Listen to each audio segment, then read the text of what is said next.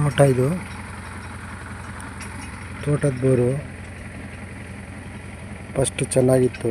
ಹಳೇದು ಆಗ್ತಾ silt problem ಜಾಸ್ತಿ ಆಗೋಯಿತು. ಮೊನ್ನೆ ಒಂದು ಮೋಟ್ರ್ ಹೋಯ್ತು, ಹಾಕಿ 10 ದಿವಸ ಆಯಿತು. ಹೊಸ ಮೋಟ್ರ್ ಹಾಕಿದ್ರು, ತಿರ್ಗಾ ಜಾಮ್ ಆಯಿತು.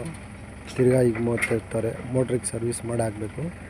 ಫಿಲ್ಟರ್ ಪೈಪ್ ಹಾಕ್ಬಿಟ್ರೆ ಮೋಟ್ರ್ ಏನಾಗಲ್ಲ, ಜಾಮ್ ಆಗಲ್ಲ. ಇದೇ ಫಿಲ್ಟರ್ ಪೈಪ್, ಇದೇ ಫಿಲ್ಟರ್ ಪೈಪು.